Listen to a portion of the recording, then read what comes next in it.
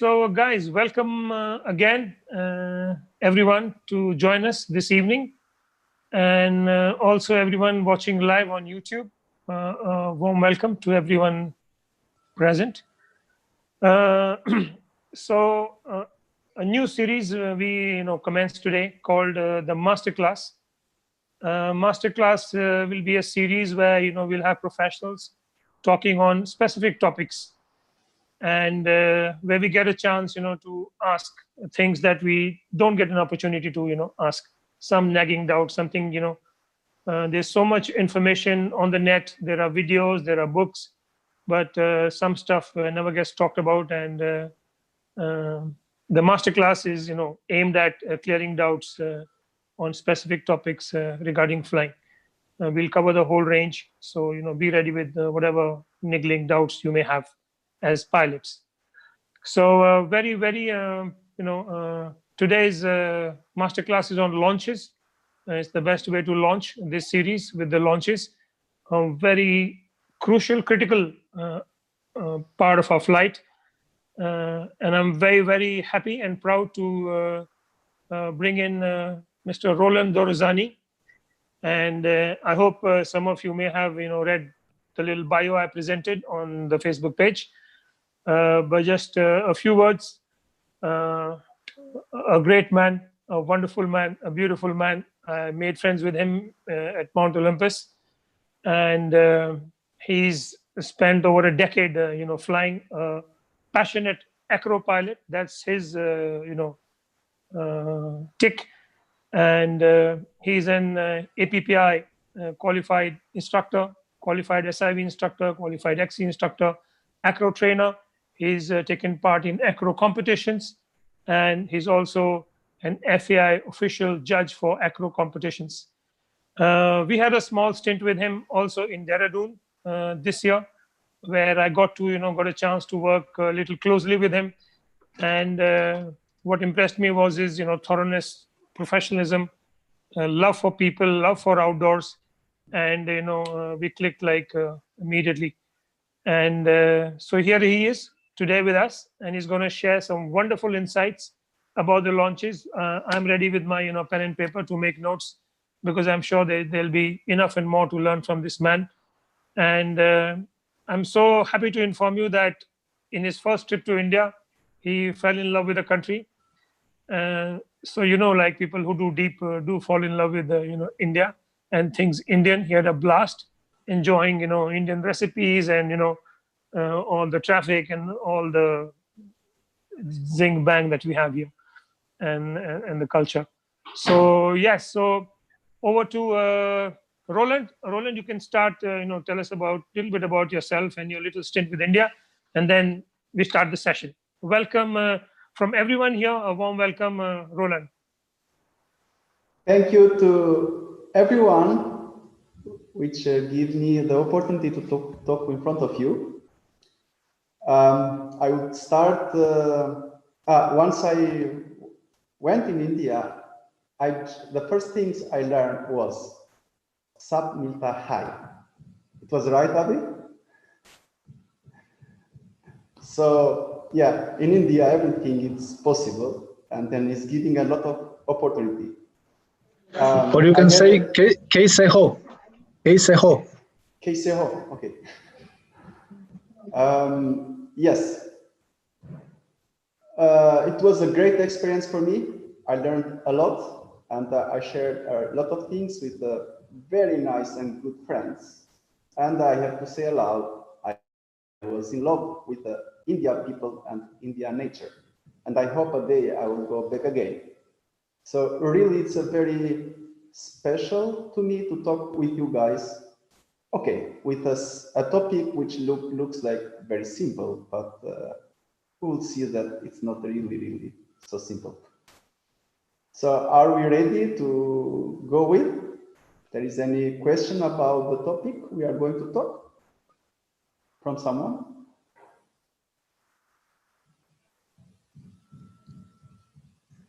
No questions? Yeah, you can go ahead. Yeah. Okay. Doesn't matter how long we fly, and doesn't matter what kind of flights we do. before we be in the air, we have to take off. And then to take off looks like it's easy, but often we found ourselves in a strange situation, which but we are not aware about. And then I want to start with you with some short videos from a takeoff somewhere, and we see the people taking off. I would like to share this video with you. Maybe you saw it. It is taken by YouTube. It's just normal takeoffs. So I would like to share that. Let's see, share. Okay. Yes, here we are.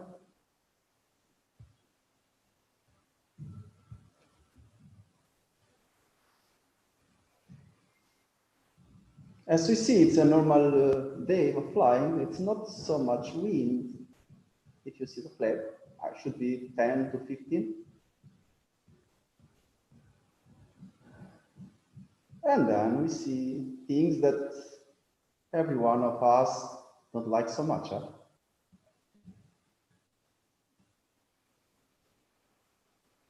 Yes, okay, of course.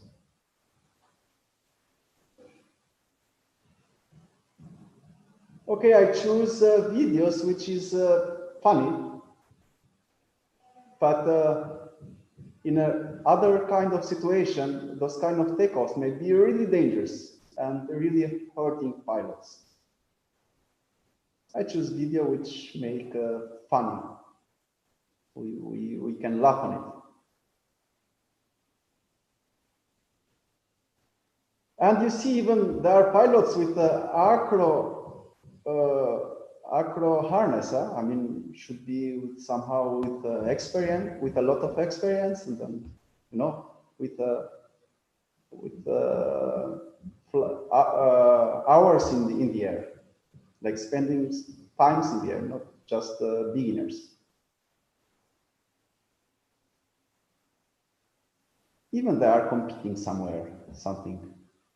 And then just follow their behavior, the way how they play, the way how they start accelerating, the way how they move the hands.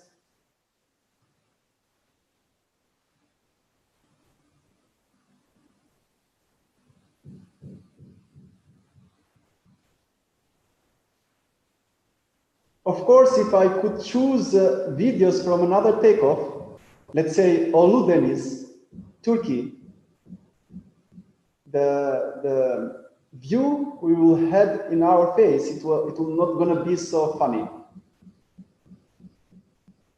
We could see like people jumping on the cliffs and then get hurt.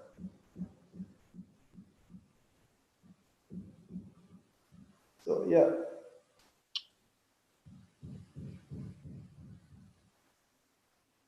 Okay, to not spend a lot of time with, I want to ask you what it brings to you looking those videos. What do you think?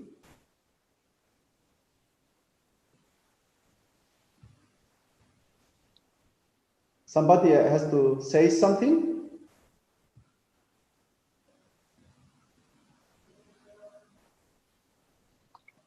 Guys, not enough ground handling. Now, feel free to talk. We are discussing. Yeah. Roland, there are replies in the chat also. You can check the chat. Sorry? There are replies in the chat also. Some has written, many seems to be on ENA gliders, low cloud base and strong winds, uncontrolled takeoff. So these were the replies. Yeah. Okay, let's go, and then I will, I took some statistics from accidents happen in our activity. And then let me share with you so you can make a like a photo or whatever. Do you see? Yes. This is the accident statistics. What the statistics say. In launch, a takeoff, 25% of accidents are happening. In the landing, 43% of accidents are happening. In flight, only 17%. Ground handling, 10%. And 5% are the rest. So as you see, on the launch, there are many accidents happening. It's clear, it's just statistic, it's it's what the statistics say. So looks like the takeoff, there are things to improve. And then looks like the pilots are not really taking care, and looks like something is missing, and then the accident will come. Is this clear? Yes. Yes. Yes. And then also I was like analyzing by myself why this may happen, because anyway, it's a takeoff. It's a takeoff. You take off or you don't take off. I mean, should be like this. Either you take off and you are in the air, or you don't take off and you are in the ground, and that's it. But no, there are accidents happen. So, yeah. I had the opportunity when I start learning paragliding to learn from guys which are really careful in takeoff, from acro pilots.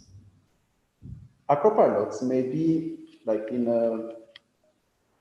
for the others, like a crazy guys which do crazy things. Actually, I'm not agree at all. They are not really not crazy at all. They are really careful, really much more than other pilots. And then when they start, if you talk with let's say Felix Rodriguez, which is a legend, I remember when he was telling me his story, how he started flying. His father, which was instructor in Spain, was training him in the ground for more than 1 year, just ground handling. And he was ready to fly much more before. And he was begging to his father to fly, but he was like, no, go and do ground handling. And then he never forget, after more than 1 year, when a day his father said, okay, take your glider and fly. And then no radio need, no nothing need, no control, no commands. He just went in takeoff, took off, flew, and landed. Easy. I mean, after 1 year.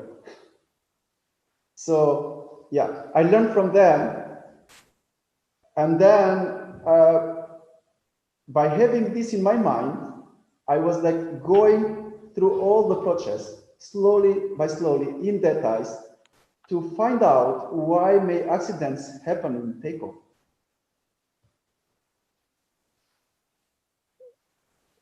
And then, what do you think? Why?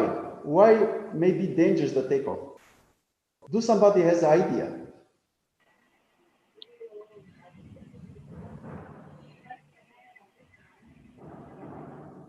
I don't hear. Sachin, you are muted.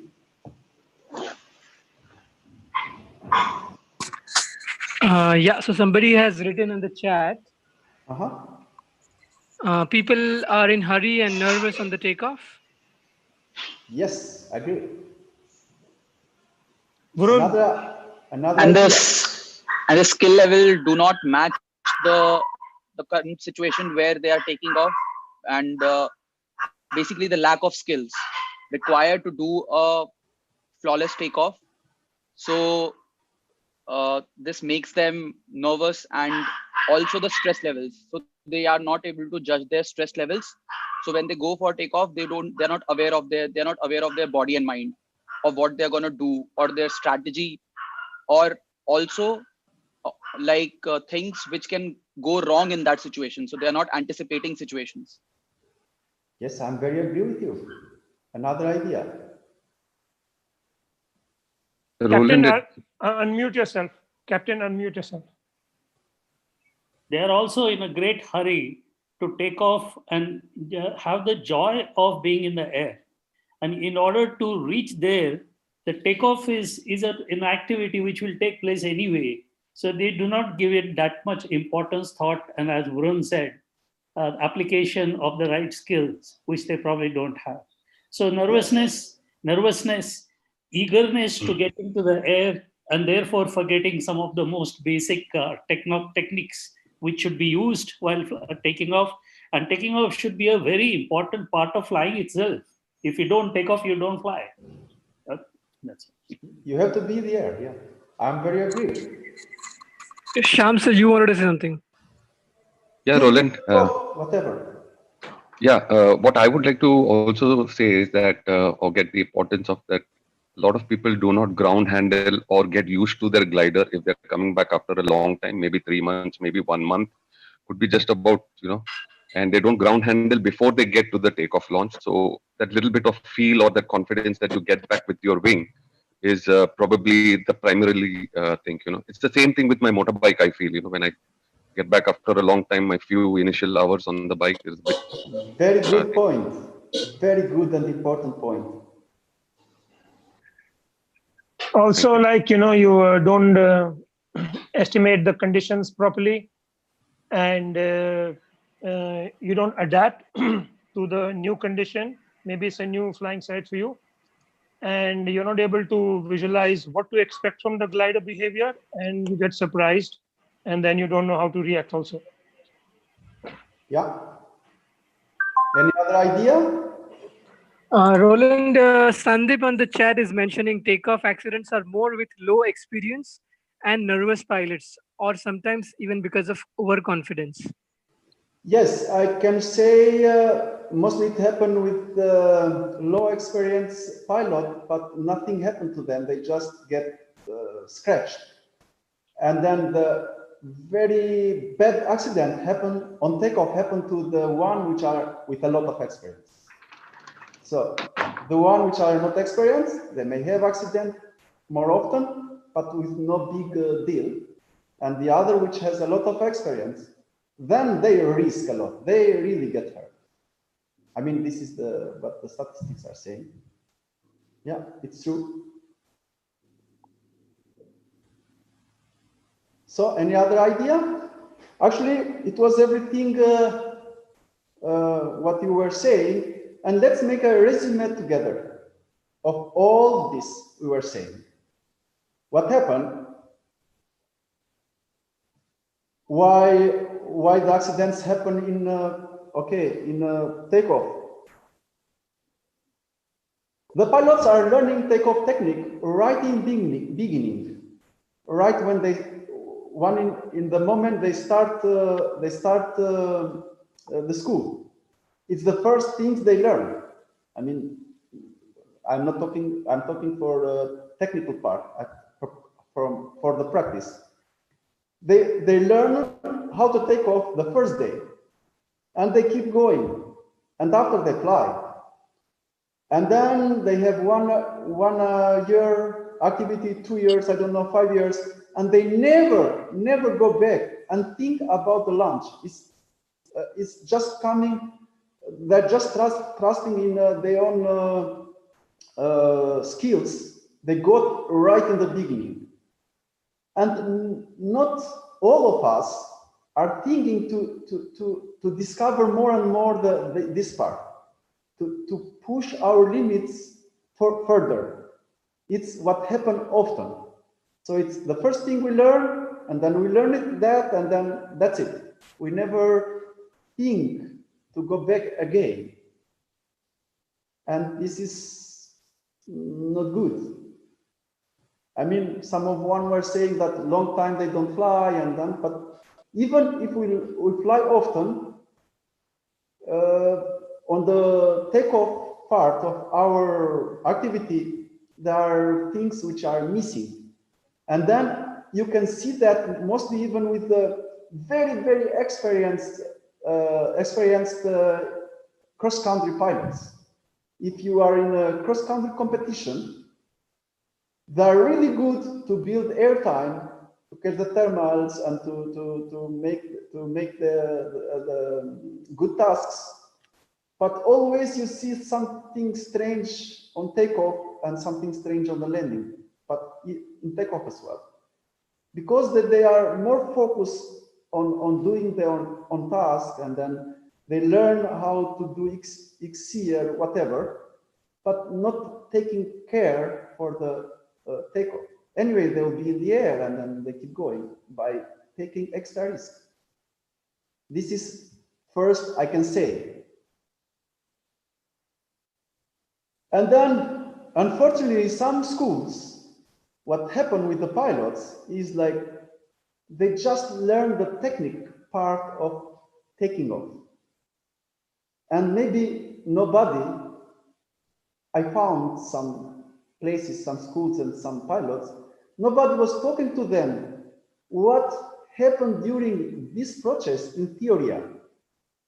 They just, somebody showed them, okay, you have to take off, you grab the airlines or whatever, and you run and blah, blah, blah.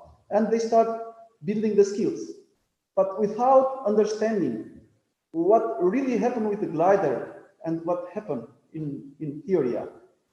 By not connecting the technical part, they practice practical skills with the theory, you really easy forget them. If you make the connection between the theory and practical, and it's very difficult to forget. I hope you understand me in that point. Are you agree or not? Yes, yes. Something else.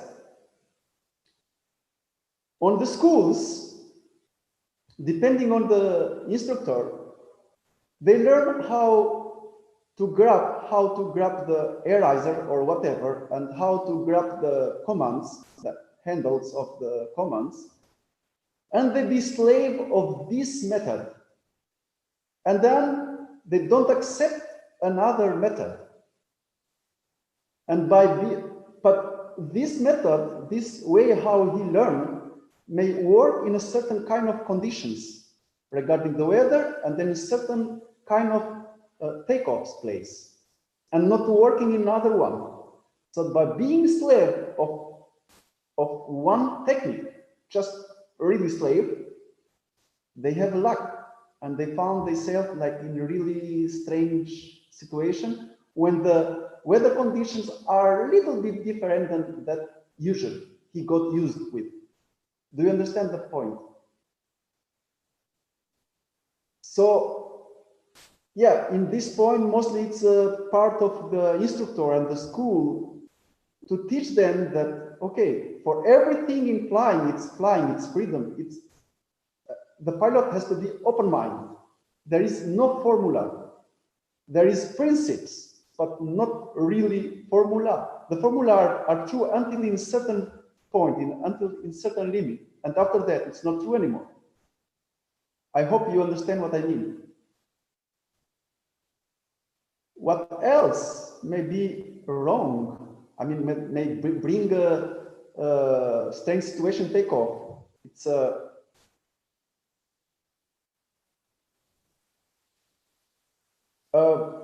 the takeoff, mostly we see like one process, one step. We have to take off. But separating this process, all this procedure in steps, and building up a procedure, which we call takeoff procedure, it will gonna help you or us, like a pilot, to really not forget things and really to be aware of what we are doing. And then we don't get lost in our activity, like just lost, and then, okay, time to take off, we take the gear, we take off. So building a procedure and making steps and following those steps, it's helping us to have a really good takeoff all the time. And then in this procedure, what is really, really important, I hope mostly here, the pilots are coming from APPI association, from Temple pilots, let's say. There is a moment we call be safe. It's like be safe for you, but all the letters has a meaning. It's like a procedure really before you follow the procedure. Be safe, it's very important. And really in a takeoff site, I really can see pilots which were coming from a very serious school and very strong one, like APPI is, and pilots which came from a school which, I don't know, from where they're based. They do some checks, but the checks are not really precise. And then it's just because he's wearing that he's flying and he has to be sure that he's doing some activity which is dangerous, and then he's looking to himself, but there is no procedure. And then if there is no procedure and you don't get used with it, and mostly with the be safe point, then for sure a day you'll miss something which may really risk you. I mean, really, it's not a joke. And I hope like mostly of you know what is be safe. Anyway, we will stay a little bit later on it. So during this procedure we built for taking off, separating all the steps and following them really strictly, it makes it really low the risk. The accident will happen during, and this is for sure. So we should follow a procedure and following all the steps, like separate and understand the steps, and even in theory, and follow them. And then there is the last thing I can share with you, why the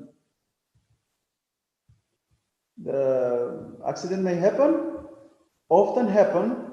I don't know for many reasons, but I saw that the school and the instructors which are teaching the pilots are not updating their own self with the news coming in our sport. Always there are new technique coming and different gear coming. So even the technique for taking off has to be updated to all these facts. And then like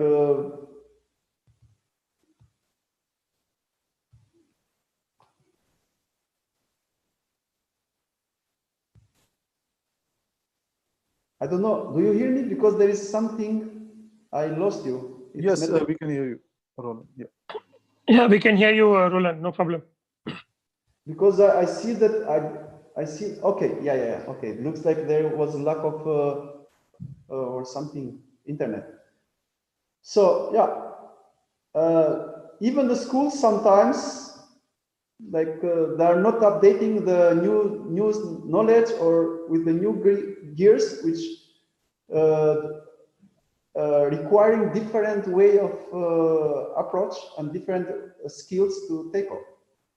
Sometimes they are even easier, but easier things, it's sometimes difficult to understand. I hope that you understand what I was talking. There is any question about all this?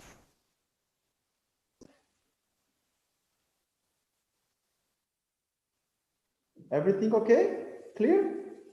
Yes. Yes. So let's keep going a little bit further. Well, it's a question for everyone. What kind of techniques you know for taking off.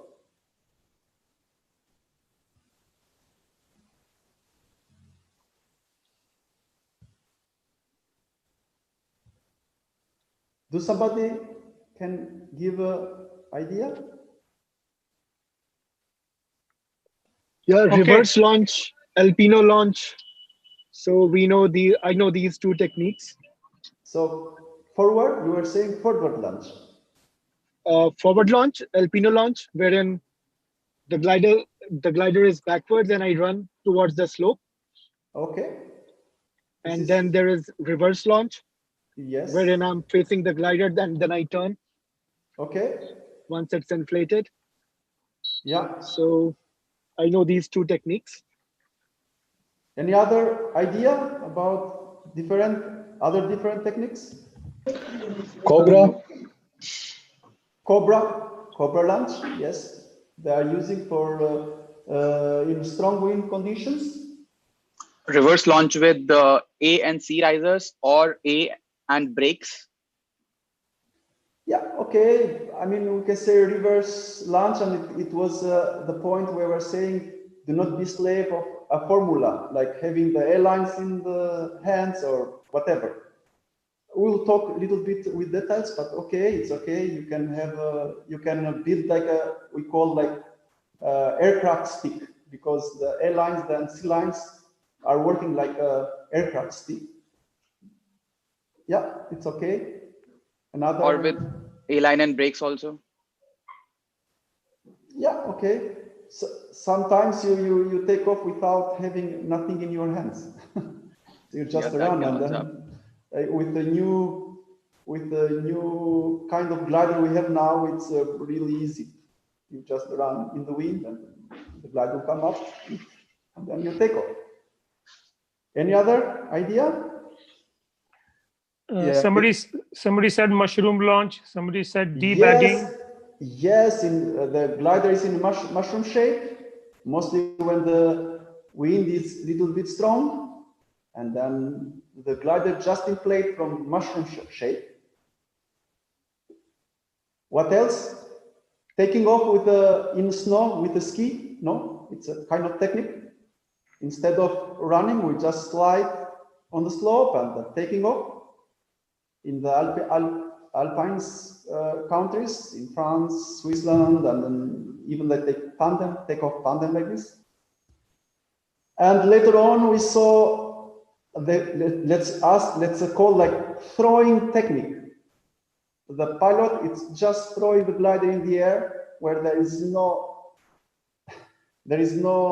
takeoff place at all. He's in the cliff. It's just throwing in the air, inflating, controlling, deciding, accelerating, and in the air.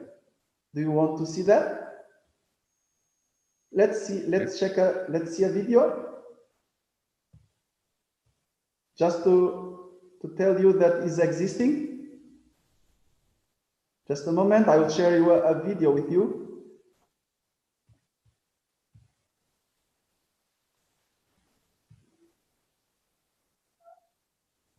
Someone meant towing as well. Look, someone is in a cliff and there is no takeoff. He's someone. And check. Boom. Inflation. Slowly. In control. Turn. You really control. In not even one step. Looks like it's somewhere in Tenerife or Madeira. I think it's Tenerife.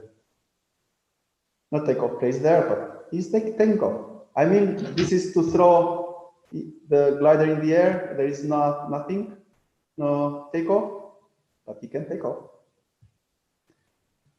Another technique, maybe. Somebody wrote winch also. In winch technique, it's okay. It's really used in a flat place like Netherlands, in Russia, and mostly there in this technique, it's the most important part is the operator winch. Another takeoff. It's a very, I will share you another link.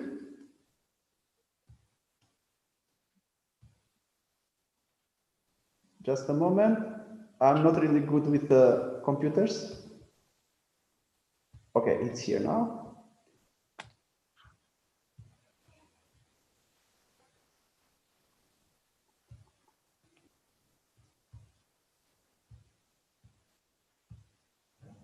You have it now? Yes. Yes. Look. And taking off.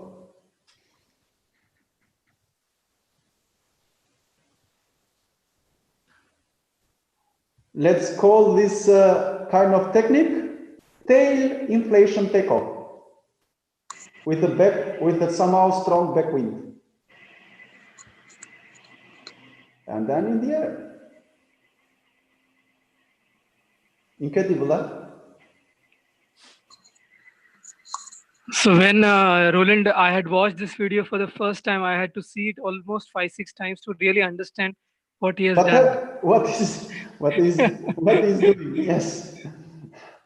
Yeah, actually, yeah. He's Theodoblica. He's someone. Okay. You should call this Speedy Gonzales technique. They call the tail inflation technique. So these are the takeoffs you may find around. And now I have a question for you. Which one of those techniques is the right one? Any idea? It depends on the situation. So each situation requires a takeoff. Depend on situation. This is a good topic. Another idea. All of them. All of them, okay. Depending on your skills, all of them. Okay, yeah. As far as you are safe, I think if the takeoffs are controlled, then it's a good technique. Yeah. Whichever works for you best, depending on your skills. Yes. Is good. Agree. Any other idea? Yeah, I can say no one of all those we see is the right one, and no one is the wrong one. There is no formula. We are flying. As the guys say, Faisal. Depending on the situation we are, depending on the weather condition, depending how our takeoff place is, we can switch from the other one from the one to the other one. And then this is experience. And then this is what the pilot has to think about. So learning to take off in one technique doesn't mean that you learn everything. There will come a situation that the technique you learn from your school, it will not gonna work because of strong wind or no wind or backwind. So, okay, then you don't take off, no problem. So we go in so doesn't mean that the one you just know it's the wrong one because you didn't take off today. So that's why I'm saying no one is the right one, no one is the wrong one. There are just techniques we are using depending on many things. And let's go slowly depending on what.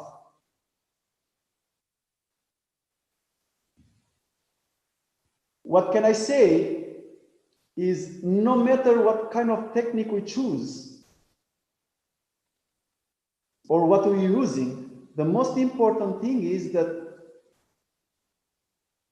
always to keep in mind during this procedure to follow a procedure and some steps. We can see, we saw also when the guy threw the glider in the air, and it was very quick, it just took off. But for sure, if we stay on it, there are steps he was following. All the steps that a pilot is doing in a prompt takeoff.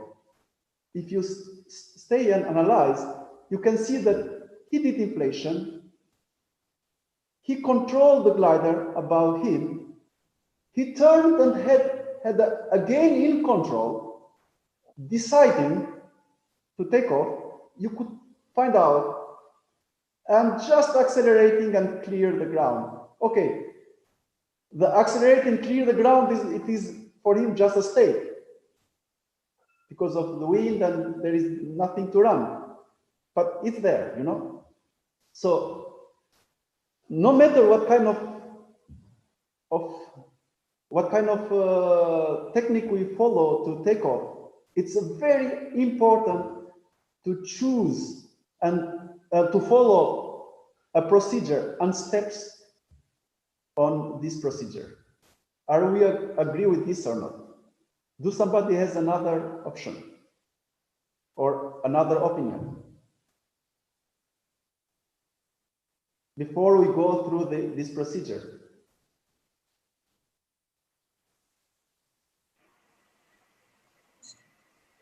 No, I don't think so, Roland. We can move. Yeah, we can move. Okay.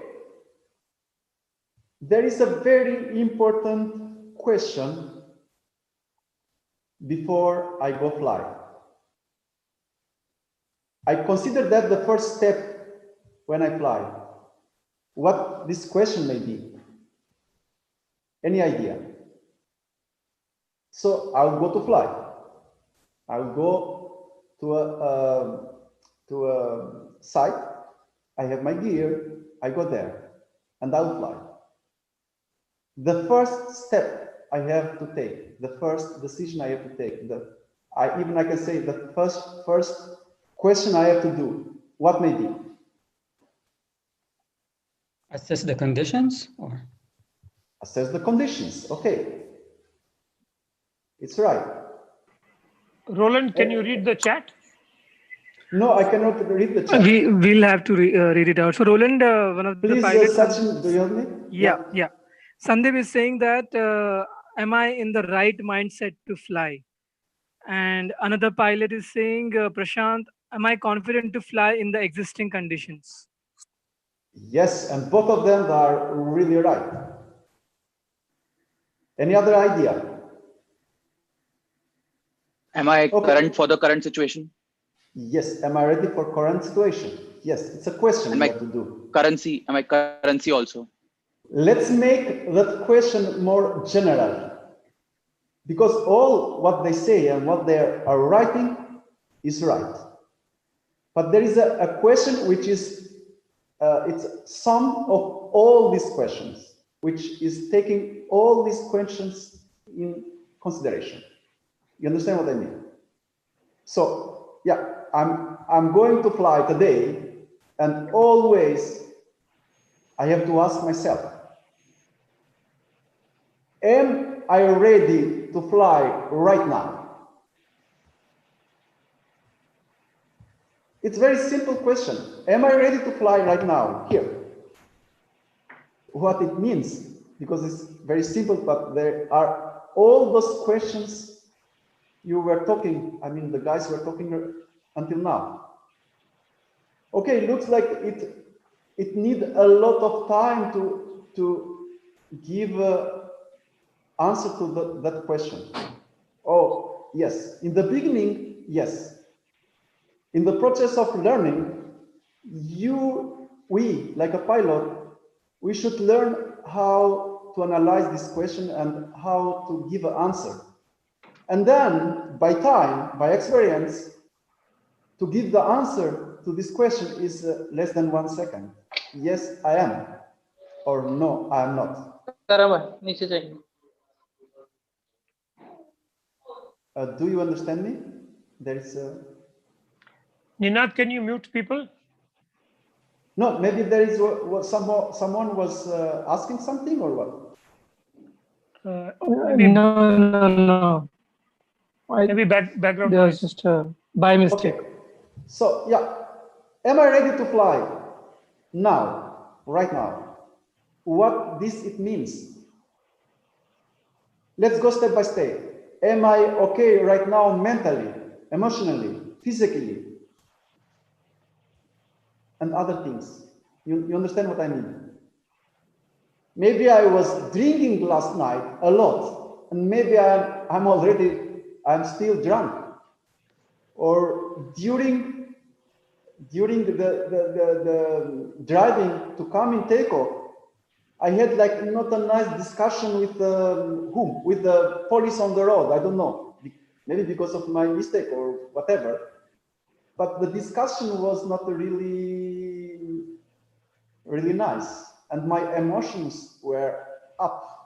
I'm angry, you know. Maybe I am sick. I was sick and I don't know. Am I still sick or not? Looks like it's very simple, huh? But trust me, for sure, if you had a not nice discussion with the police just 30 minutes or 1 hour before you reach the takeoff, for sure it's gonna affect you during your flight and mostly during your takeoff. For sure it's gonna affect you to take not the right decision. Let's go more in details. If sometimes we are flying because we are in stress, we are working, we are living, and when we work, there is stress, something is not going well, and at our family, sometimes our relationship with our, I mean, we are men with our wives, or for the girls with their own boyfriends or whatever, are not really. And our mind there is noise in our mind. It's full of things going around. Yes, but flying is freedom. To fly, before you have to be free in your mind and ready to fly, so you will enjoy it. If you fly just to get the stress out because you are stressed and you are not feeling okay, and you choose the flying to push away this situation, maybe it's not the right things. Maybe, yeah, you can use our activity for unstressed because, yeah, it's sport activity, but yeah, you go in ground handling, you take less risk until you feel it and you go. You understand what I mean? So all this, like emotion, mentally, physical state, we have to take in consideration. Are we agree and everybody's understand what I mean? Yes. Okay, what am I ready to fly right now? It means how long from the last flight I am. So when was my last flight? It was 2 months ago, 2 years ago, 2 days ago, 2 weeks ago. It's not the same. If you have like 3 months without flying, someone just already mentioned that it's not easy to take off. You'll feel emotion because it looks like you fly for the first time. So before that, long time, okay, go in the ground for a short time, 10 minutes, whatever. Do a little bit practice just to fresh up your instincts. And then you'll feel comfortable and you go fly. It's clear at this point? Yes, Roland. Yeah, it's clear. Okay. Clear. Am I ready to fly? Okay, my first time in this new site? Oh yes. Do I have the right information I need regarding the characteristic of the site? Every site has its own characteristics. Do I have the information about the landing where I'm going to land? Possibly specific rules, whatever, you know?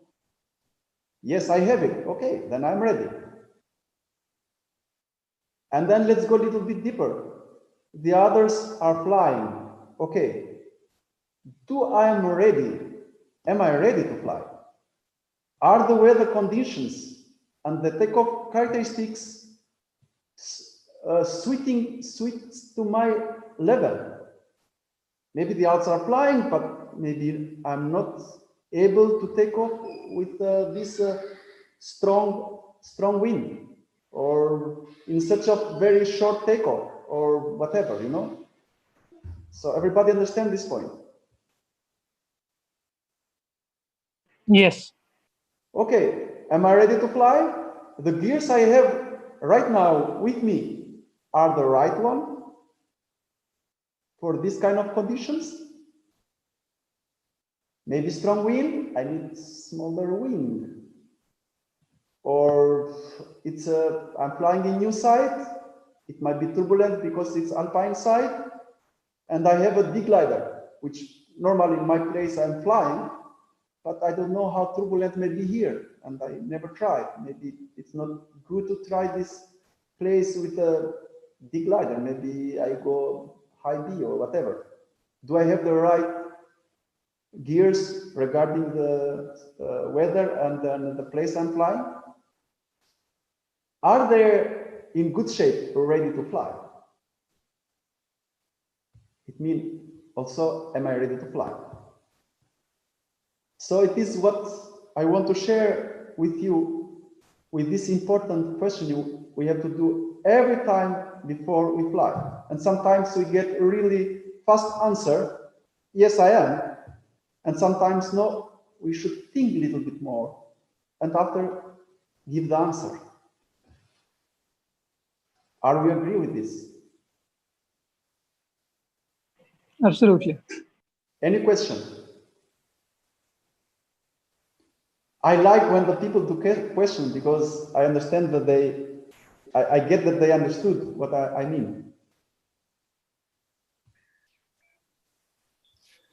Yes, thanks for the input. I just made a diagram I will send to Avi, basically splitting it into the inner state and the outer state with all the elements which are there. So thanks Yes. for sharing. Yes. Cool. Yeah. Cool. Sounds good. What I want to give to you, it is like, maybe in our activity, all of us is doing this question, sometimes really seriously and sometimes not seriously. But it's important to have it with us. We go fly, we ask ourselves. And yes, sometimes we give a really, as I said, a really fast answer, and sometimes no, we should think. And what is important when we give an answer to this question is we have to be really, how they say, sincere with the answer. Do not lie ourselves. Honest with the answer. We have to be honest with ourselves. It's important. Lying ourselves, it will not bring something good with us. So do the question and give a honest answer. It's important.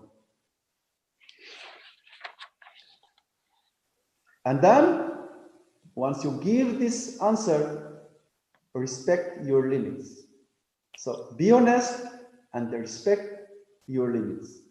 And you will have the right answer. It means that you will take the right decision. So I got the approval answer. So it was yes. So let's prepare to fly, no? Let's go into the next steps.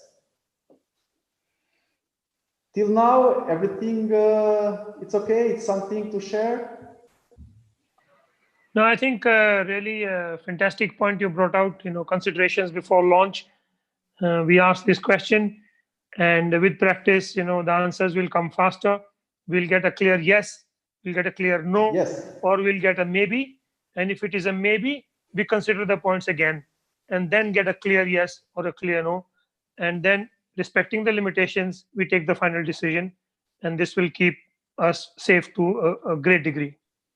Thank you, Avi. You touched a very important point I forgot. The answer may be. The answer may be, it means that you don't ask again right way yourself. You sit down, look around, the others are flying, take your time, and ask yourself. And you'll get the right the right question. It's very important as well.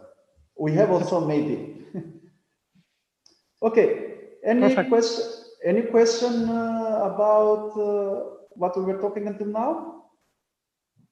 Is it useful, or we are talking just something that it's very clear and then we are losing time? Very useful. No, We'll keep the question to the end. Yeah, it's okay. Keep a notes. Okay. Very good. Yeah, I think we can move ahead. So I will share with you now a table. So it's this one. Actually, it is taken by APPI system. It's a very simple. So we got the approval answer. We go to fly. Okay. So we should follow some steps until we'll be airborne in the end. And then for sure, if you are APPI pilots, for sure you were learning through these steps, or not? Of course. Yes, it is in the, I think, in our it is in the, also it is in the certification book. Yeah. It's in a logbook, all the pilots, and it's very nice because sometimes we get lost in our activity and then we like go through the logbook and oh, it's there. Oh, let's stay a little bit and talk about it. Okay, it's very understandable. So we prepare, we got the right answer, we prepare to take off. We prepare our takeoff. So in APPI, in the first step, the mental state awareness, it was the one I was talking until now, but I took this point, this topic, in I separated and I was talking a little bit more because I found that this is a very, very important question and very, very important point we have to go through, not escaping. Otherwise, a day we'll find ourselves not in good position. And after everybody can say, we choose the place and then we check we be more aware to the weather, wind, the strength, and then obstacles around. Yeah, we put in U shape, depending on, when the wind is 10 kilometers per hour or whatever, or 0, and sometime in mushroom, and sometime in cobra position, and we find, because here it's like glider in U shape, maybe not in U shape, but so depending on the weather condition and then takeoff characteristics, the shape of the glider, we should know how. And then it's very clear. And then we get in the harness, and there is a point in like check a reserve first. Mostly this point is escaping. And really in takeoff, I can see the people, the pilots, which really are following this procedure, or they are not following at all. They are just from this point. Do they check the reserve pin before they get in the harness or not? Yeah, it looks like a joke, but there are evidence, like often happen, that you take off and your rescue is out for many, many reasons, and you take off and you are in a rescue situation, which is not really comfortable. The guys which have been in an emergency situation throw the reserve, they know that to throw the reserve is not comfortable. So we risk a lot. So be sure that before you go in the harness, go through this point. You check the reserve pins. It's clear or not. When we go in a professional level for pro tandem pilots, if a tandem pilot, during the exams, if you forget that point, most probably he will fail in the exam. Yes, he's gonna fail in exams just because of this small particle point. He get the harness, he go in his harness, not checking the rescue. And then maybe the instructor right away may say, okay, enough, you may come another day. It's important. It's not just to show up that, oh, okay, you have to check the rescue, but it's important because the evidence show up that after taking off and then the reserve was not in the place or whatever, accidents happen, you know, it's not just a rescue. And then after that is coming the pre-flight check, be safe. I'm sure that and I want someone of you to talk about. It's not just we go backwards equipment, but we have to understand why this point is important. Do somebody want to talk about the point 2, pre-flight check, be safe?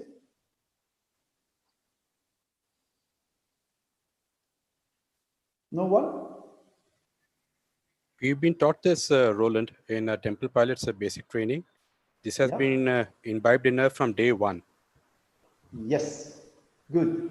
I have a question for you. How you choose a stop line?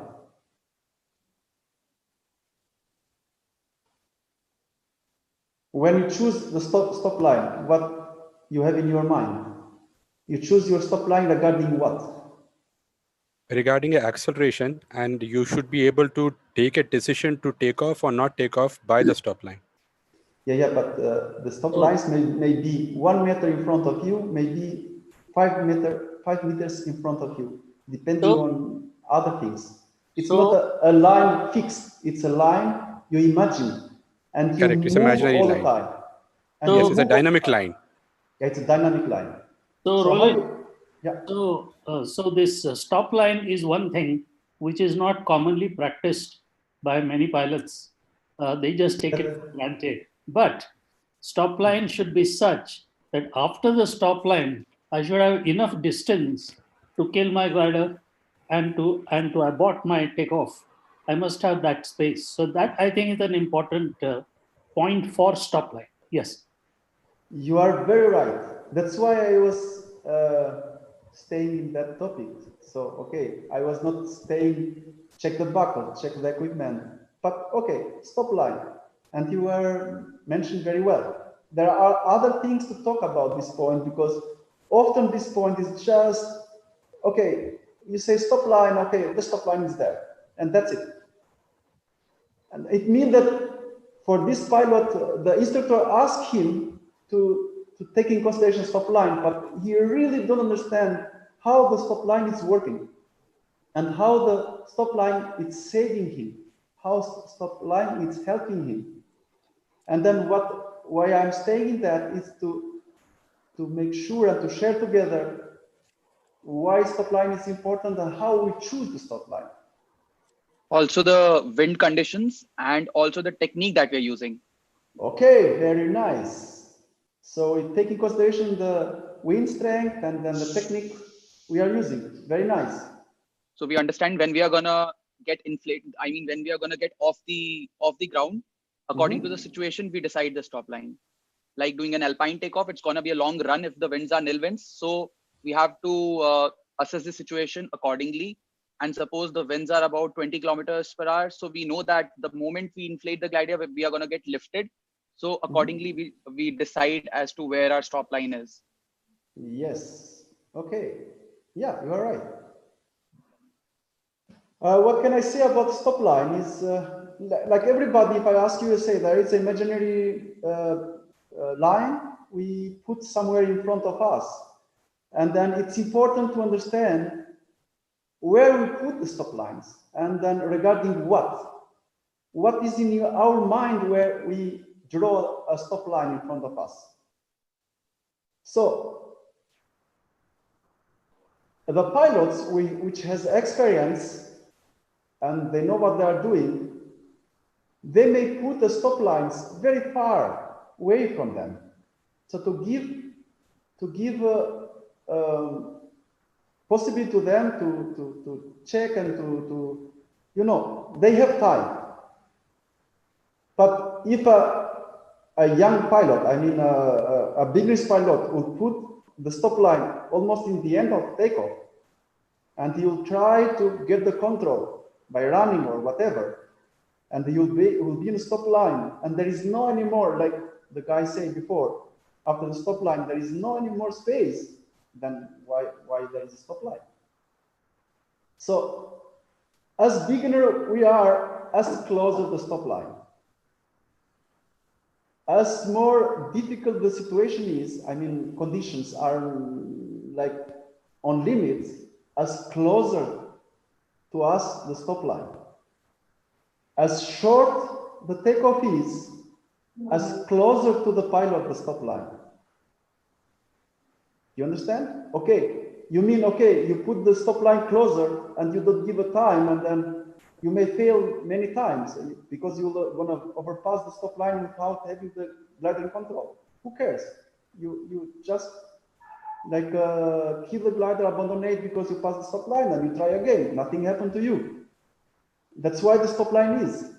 So like wave off a takeoff because of something is wrong, or you just stepped on the stop line before having the glider in control and deciding, and going over again, nothing is wrong.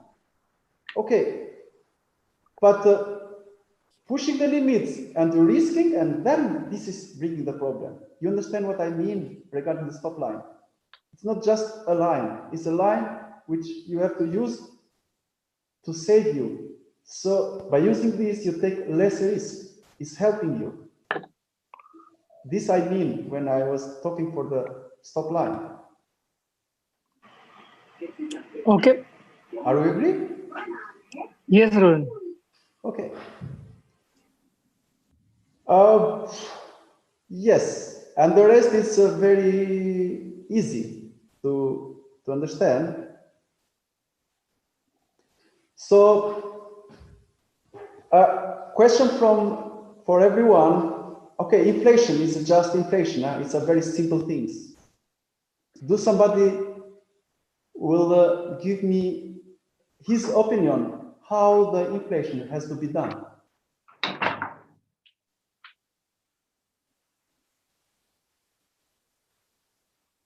Any idea?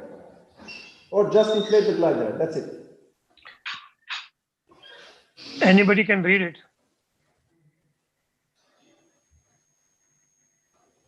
They can read it, but are they agree with?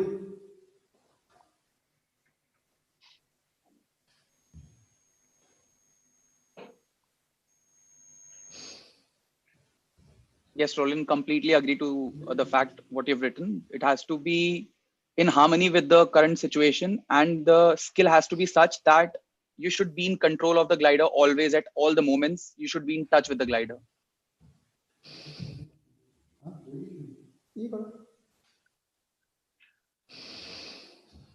Okay, there was like an interpretation. It's okay. Yeah, there is a technique. I mean, you see pilot during the inflation being in a hurry. They just put the glider and take off. Okay, they're running like crazy. Okay, and then as fast as possible. So they're really in a hurry to take off, and then so on. No, I have a different approach, and I just want to share with you. Inflation for me has to be as slowly as possible. As slowly as possible. Which you may say, wow, we need to speed. Why it has to be as slowly as possible? I will keep that what I was writing here, and then explaining why it has to be as slowly as possible. Even I have like a postulate, as slowly as possible, adjust your energy to the wind strength to keep the same pressure on the waist strap, okay? Imagine if there is a little bit wind, 10 kilometers per hour, let's say, which is normal wind, and you are in a hurry to take off. Then you pull the glider. the glider will come really fast above you with a lot of energy. Okay. Sorry for interruption. Yeah, it's yeah, you just run and then you will be in the air, but no. Has to be as slowly as possible. If you pull fast, the glider will need to overpass you. So you have to stop it. So you have to make a hard, like a deep control. So a lift will come in the short moment very high, and you will clear the ground without deciding. And then, because you don't have the speed, you'll touch the ground again, and then it's often happen, or not. Yes, and then we are talking about the hands position. Some schools have both air riser in one hand, and then the commands already on the right hand as well. So yeah, it's a technique. I cannot say I'm against. It's very nice. It's working, and some of them are keeping both. Like in the right side of in the right hand, like the left side of the air riser, and then so on, and no commands in the hands or whatever. There are techniques they follow. Important is to have as slowly inflation as possible. Okay, if you see the acro pilots, okay, they don't have commands in the hand at all, and they inflate the glider. And you may say, oh, it's wrong because my instructor told me you never release the commands from your hands. And I'm sure that more or less the instructors are telling you like this. Never let the commands away from your hands, or I'm wrong. Yes. You can see people, they don't have commands at all in their own hands, and then everything is going well. That's why I was saying in the beginning, being slave of a technique, maybe it's wrong. When we drive the car, we don't see the clutch, we don't see the pedal of gas, and we don't see the brakes. The hands are just, our legs are just going in the right moment, in the clutch pedal, and in another moment, in the gas pedal, and so on. We don't have to look on it. Or to keep our legs on the pedal of clutch all the time. Or our legs in the brake pedal. We just choose the right moment for the situation we have, or I'm wrong. Why to not use the same way when we play or when we play the glider? Why to be slave of having this line in this hand and this line in this hand? With this, I don't mean that you take off with no commands in the hands. Huh? Do you understand what I mean?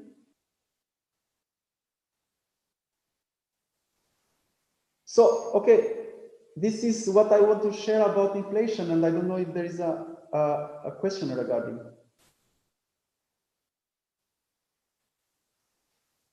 It was something new, or it was just talking for nothing? It was good. It was good. Okay. Can we keep forward? Yes. We are talking for simple process, takeoff. There is a lot to see.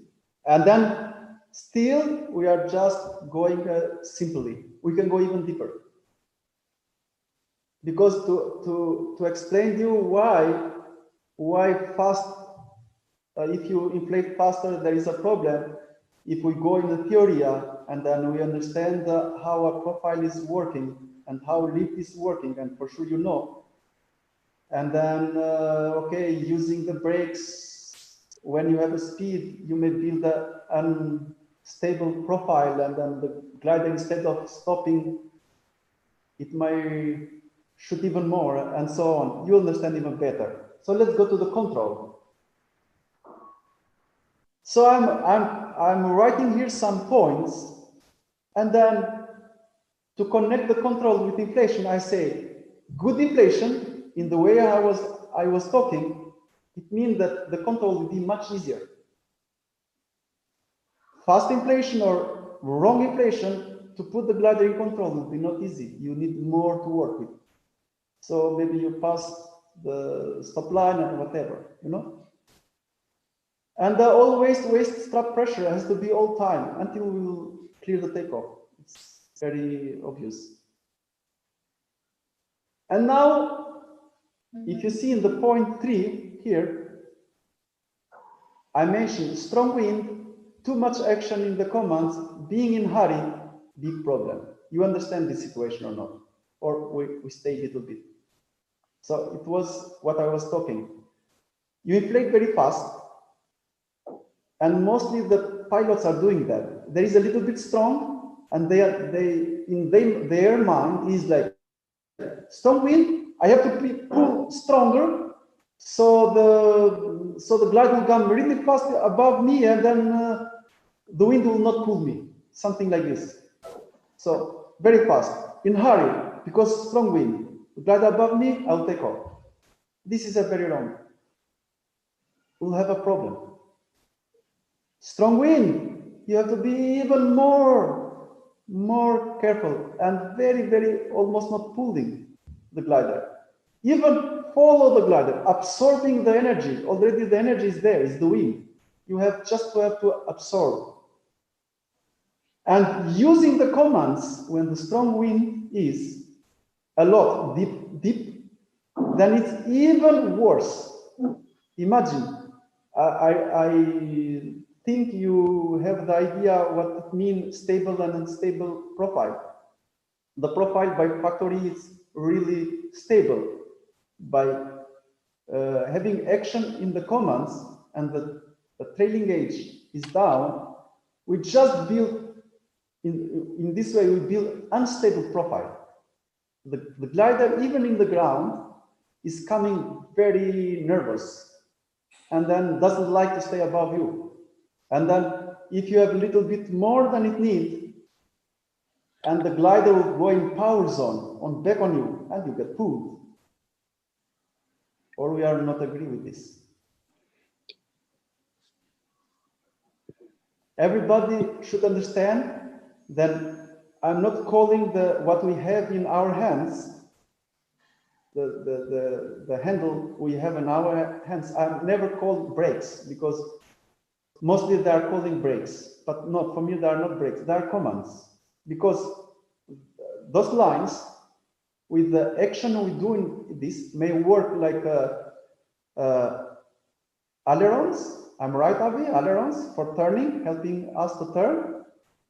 Yes, correct. And then in a certain moment, with a little bit more action, they are working with like a flaperons, so are building higher profile, which is producing for the same speed, higher lift. You understand what I mean? And then if we really pull it down, and then it will come like air brakes. And then in that moment, just in that moment, there are brakes. It's for everyone clear this point. So actually when we turn, when we pull a little bit the commands down and we turn, it's not like brake on the right to turn. We're just using ailerons to turn. And it's working just in a different way than most of the pilots wrongly think. I'm sure that you had right from the beginning the right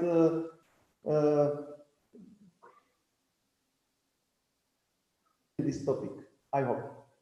How the commands are working and then how the profile is changing with our action on the brakes, on the one which called brakes, but actually they are commands. It's clear?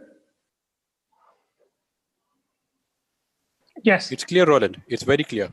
And then we go a little bit more in a reverse lunge. Okay, until now I was saying that, okay, you may not have the commands in your hands at all.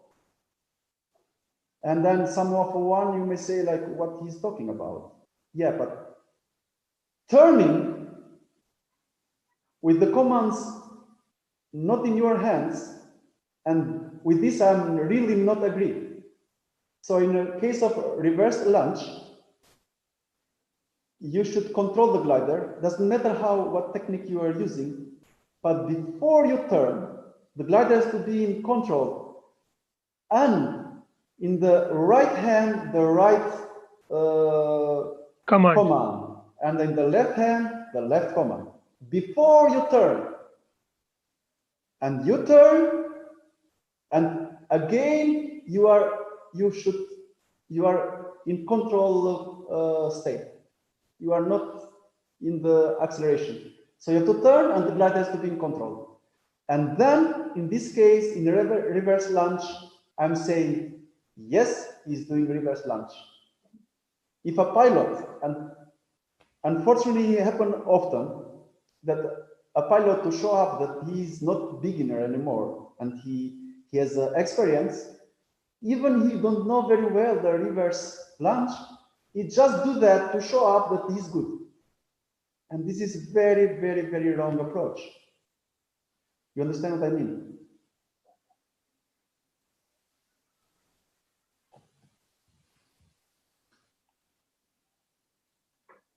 So if you see videos everywhere, or if you experience by yourself in takeoff, you see many pilots which are not able to execute reverse takeoff, but they do that just to show that they can do it, and problem will come.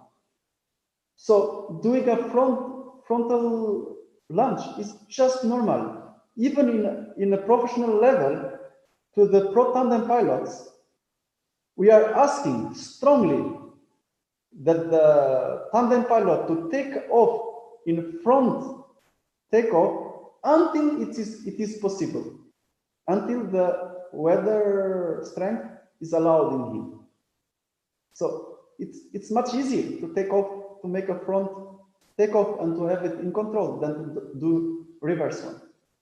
So why you want to show up? And then even sometimes the experienced pilots which really perform very nice reverse takeoff, and because they just do reverse takeoff, and when it needs to make a front takeoff, they are not able, because long time they never practice.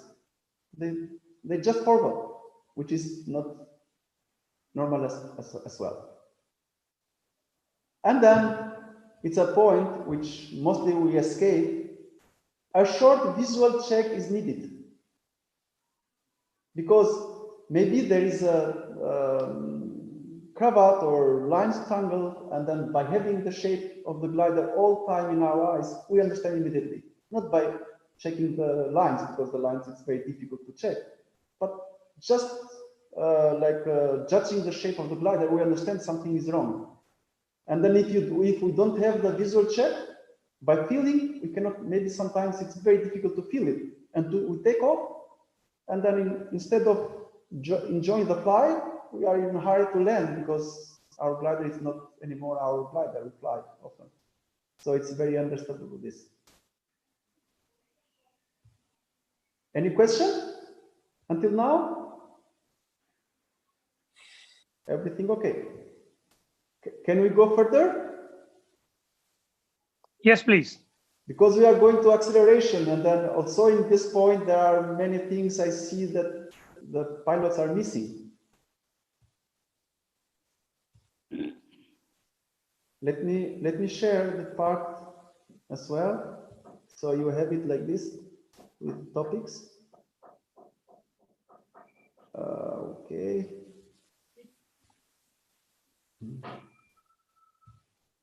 Share. Sorry for, yes. Acceleration. Yes, often happens that we are very in hurry. We are in control and in hurry to run forward. And the problem will come. So we have to start slowly and to have full control.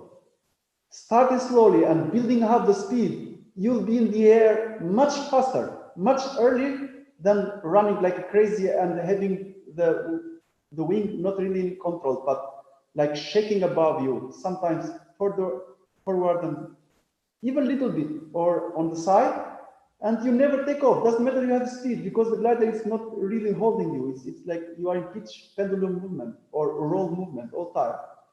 If the glider is really above your hand and you accelerate slowly and increase your speed, and you will be in the air much, much earlier. Do you understand what I mean? Yes. And then I put it in the blade. We have to remember, the glider is not accelerating because we are running forward. We are not pulling the glider. It's not possible to pull the glider. Try with the truck, you cannot pull it. I mean, it's a big surface. The glider is accelerating because we transfer our weight to the glider.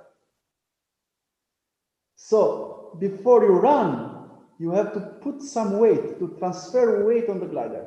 So you have the weight strap during the inflation, during the control, and to make the glider accelerating, it means that you should feel more pressure in weight strap. So you should you should find a way to transfer your weight from your legs to the harness, to the glider. And this it make the glider run, like make the glider going accelerating. Do you understand this point? Because it's a point which most of the pilot are just missing. Am I clear in that? By running, you don't accelerate the glider. You have to put weight and the glider will accelerate by itself. Yeah, Roland, one question here. Is there a difference between the pod harness and the regular harness in terms of where to apply the pressure? There was a moment I lost you. I couldn't hear. Okay. Now, my question is that, is there a difference between the normal harness and the pod harness in terms of the waist strap and where to apply the pressure while accelerating? I don't think so.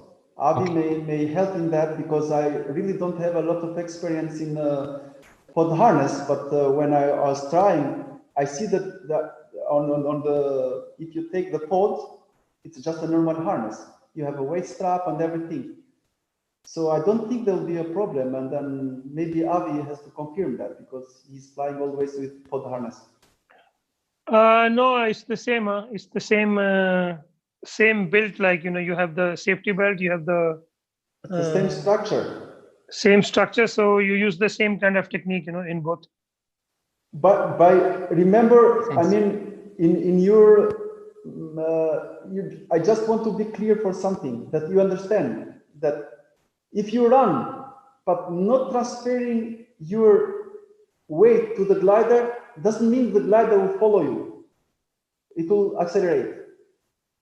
You have first to transfer, to put weight, and the glider start to accelerate. You should put more weight, and the glider will accelerate more, and so on. And then to understand that, you just use your imagination.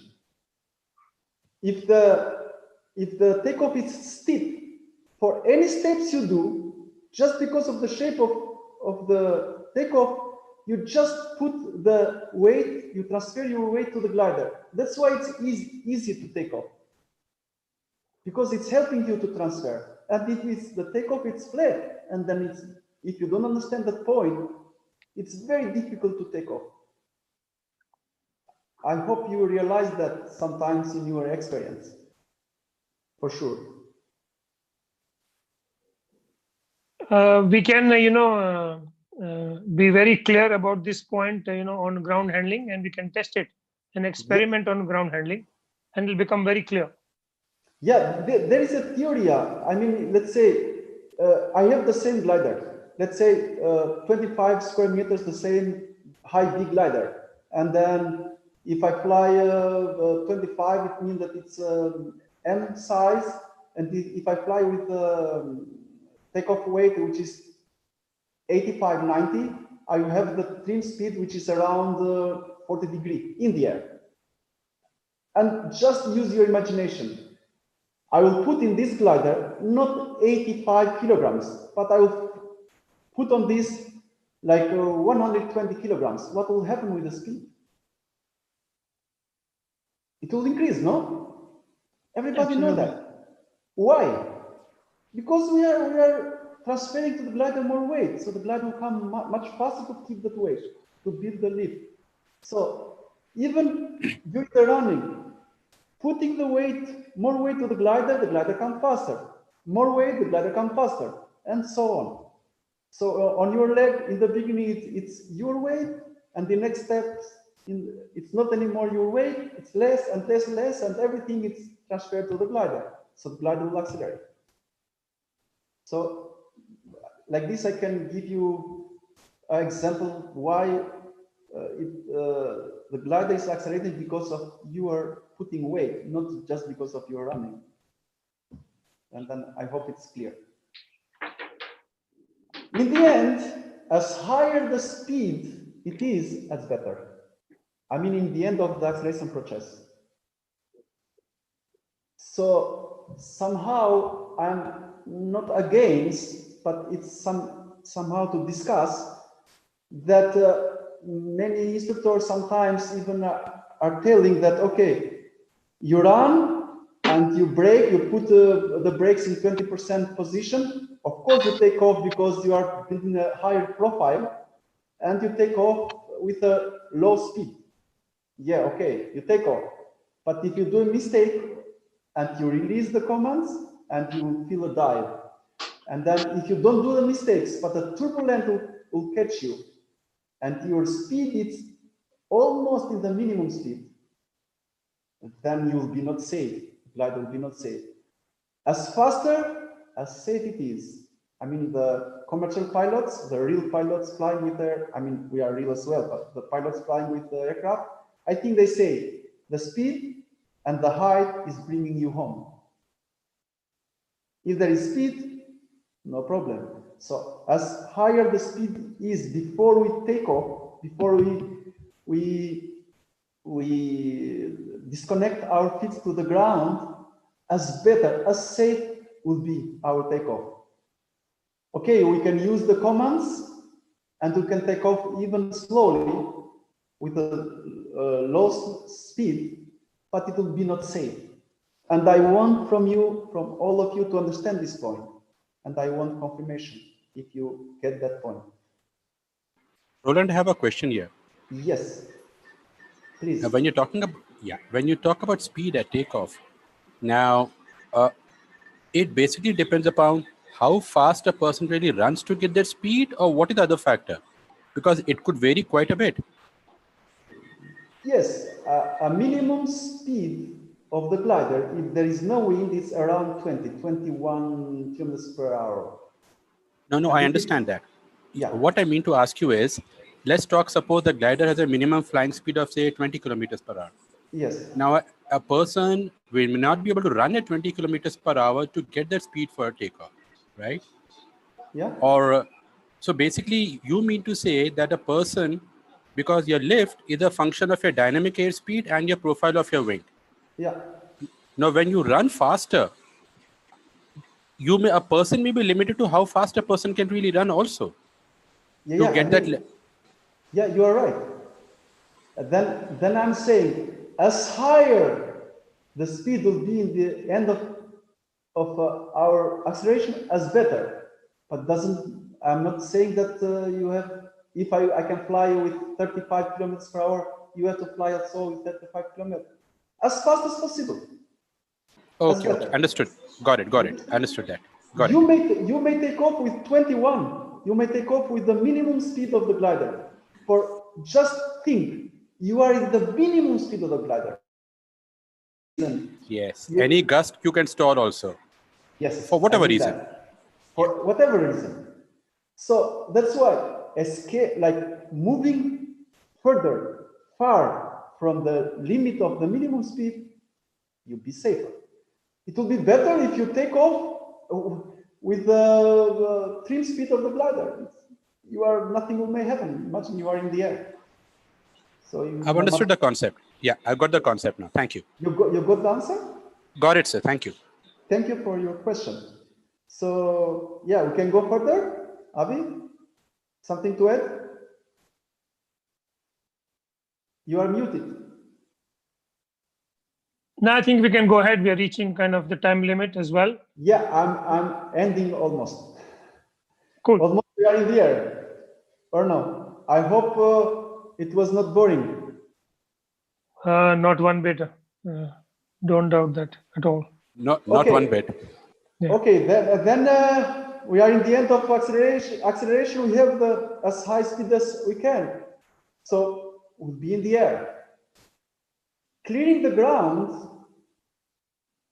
with speed, it means safe, as we say. Jumping in the air, which you can often see, it means you stop the glider going forward. You don't help by jumping. You don't help the glider to bring you in the air. Imagine if there is no weight on the glider is not existing. The glider is existing because there is speed and there is weight. Because there is weight and because of weight, the glider gets speed, you know? By jumping, you take the weight away, so the glider will slow down. Do you have the concept of this? So often you see pilot jumping in the air, jumping. Some of them saying, oh yeah, I jump with the chest, with our chest forward. Yeah, you jump with chest forward, so you overpass the glider, and pitch pendulum movement will come after this. So for me, is you have a speed and you try with your feet during the running to stay as long as possible in the ground, and helping with the commands, like with little bit flaperons, the glider has to bring you in the air by force. You understand what I mean? It means that you load the glider all the time, and it means safe. It's clear, this point? Because also this is very, very important. It's a misconception. I see even pilots with a lot of experience, they are jumping. Even jumping forward, for me, it's not right. Because by jumping, how they say, in one way or the other one, you make the conditions of pitch pendulum movement will come after. Going with the glider, resisting to stay as longer as you can in the ground, but the glider, like this, the glider will bring you earlier in the air. Looks like it's a contradict, but no. So you try to stay as long as possible. And in this way, the glider will bring you in the air as early as possible. You understand? Yes. And then the rest is, I think it's very clear for everyone. It's also a topic. Once we clear the takeoff, most of the pilots are really in a hurry to get in the harness. I don't know why. No, by getting in a harness, if you, during the takeoff, you apply a little bit commands to take off earlier, by sitting on the harness, automatically you release, and the glider will dive forward, which is not really comfortable. So please, you take off, stay in that position, in the position you took off, like ready to run again. Imagine something happened, a front collapse or whatever. Your gears are already down and you are ready to have impact and whatever. So even if the worst thing may happen, you'll get hurt very little. And in most of the case, you just run again and you are in the air. And you get in the harness and you just touch the ground with your ass, and your back will be hurt, really. So instead of, let's say, I don't wish that, but we should consider the worst part. Instead of breaking a leg, you break your spine. Which one you choose? Leg, after 3 months, I don't know how long it will take because I never did it. But you'll be again in the air, but breaking the spine will be not really not comfortable for no one. So you choose. So don't get in a harness. wait until the ground will be far, and then you can enjoy your harness. And then the rest is very obvious. Everybody knows trajectory and whatever, and command position. It is everything I want to share with you. And then looks like it was very long, all our discussion about this procedure, takeoff procedure. But even on the, if you want, we can see again the most short takeoff, which was throwing the glider in the air. And if you see from this perspective, you'll see that the guy just passed through all this procedure all the time. Doesn't matter, it was like in 3 seconds. Do you want to see it again now with a different point of view? Okay, we can. Let's see it again.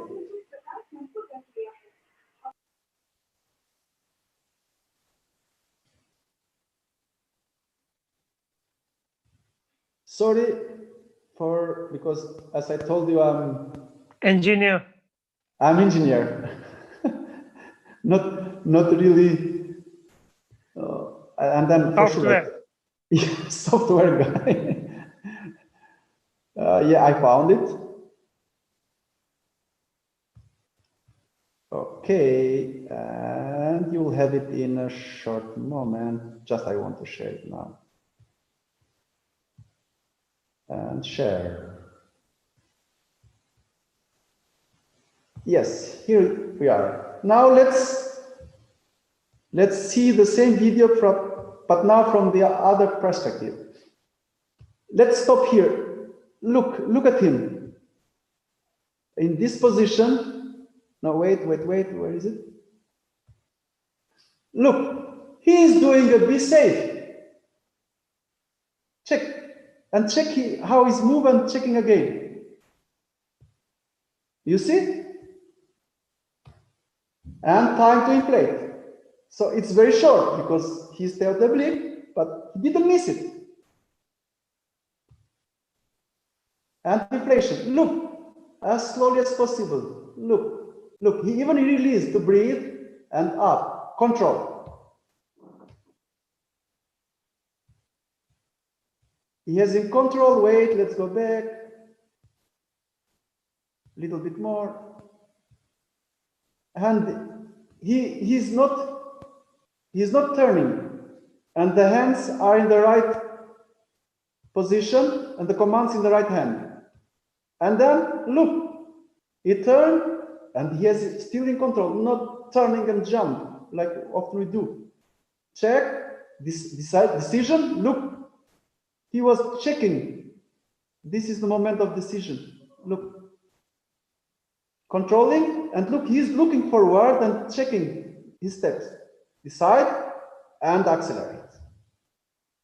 Very short, but he did everything. And now let's see. Boom.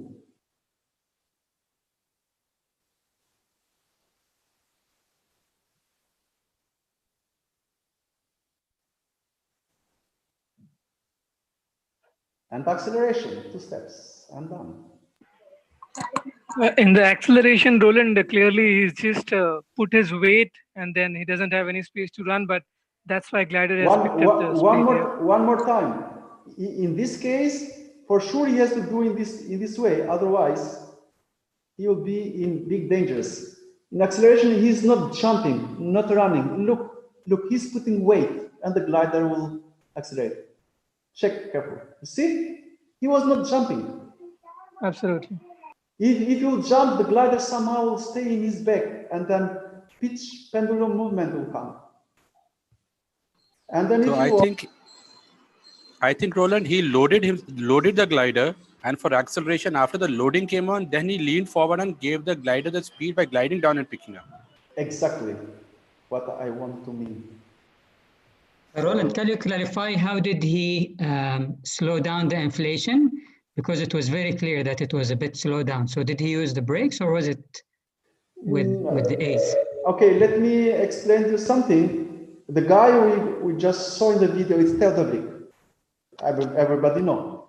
If you see, once the glider was above, almost above, he was releasing the air risers.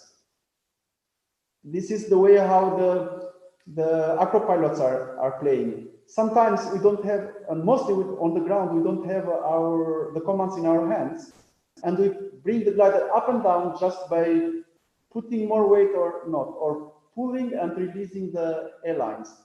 If you see in the beginning, he was like pulling the air lines, and then once the glider got speed, he was just releasing, not releasing from the hands, but his hands was like going to the glider, away from his body to the glider. It means less pressure. You can do that with your body. I mean, you stand up and the glider have tendency to go back, and you just lower your body and the glider has tendency to go forward because you put weight. The glider like go forward. But he can do it in a very short and a very smooth and small movement. By practicing, everybody can do it, I'm sure. Any question? Thanks.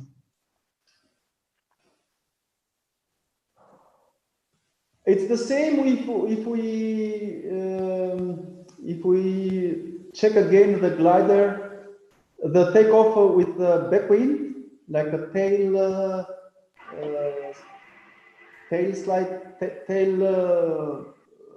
inflation with the tail. If you see, still there is inflation, everything, but it's in a different way. Now, to take off, you need a lot of running because backwind, but still everything is there. He was inflating with the tail of the glider, the trailing edge. Very short in control anyway, there he has to run, you know. And then for the short moment, he was building big profile to keep the glider above. After that, releasing a lot and just running. You think, okay, you cannot run. I mean, you can run with 25. You cannot run with 35 or 30 because if you have 10 kilometers per hour wind on the back, to reach the minimum speed, you have to run with 30 kilometers per hour. And to go away from this limit, you have to run with 40 kilometers per hour. And you think this is not possible. Oh, I make you sure that this is possible. If you don't have the glider and you run on the street, maybe you don't fly, you don't run with 40 kilometers per hour. But once you have the glider, first he was like transferring little bit weight by little bit building higher profile. And for every step he was running, imagine that the weight was going to the glider. So you are for every step you are running with less wind and then with a less weight. And in certain moment, you run faster because you run with less weight. You run like in moon. So you may run with 60 kilometers per hour, which without the glider, you cannot do it. You understand the topic? Yeah. When we talk about the landing, you'll see that the guys are landing with speed wings. Yeah. With the 60, 70 kilometers per hour, and they're running because the weight is not on their legs, so they can run with very long steps because on the legs are not his weight, are a little bit less. So that's why it's possible to run much faster than we run usually when the glider is above us. I hope it's clear now. Yes, we can cover this again when we talk of landings, and this aspect will become more clear, and we can again recall about the takeoff. So thank you very much. Yes, you are welcome. And I think it was a very comprehensive session from Roland, and I think he clarified a lot of things that must be very new also for many, and about the decision to take off, the aspects, considerations before launch, and then cleaning up the whole launch procedure by going into every detail. I hope this will go a long way in helping you practice and doing those takeoffs like top notch every time you go. So I made a whole lot of notes today, and there were a lot of points that we could pick up. So big thanks to you, Roland. I think it was a fantastic session. Loads to take away from for everyone here, and it'll go a long way in making us safer on our launches, sharper on our launches, and more aware on our launches. So thanks again, and thanks for guys.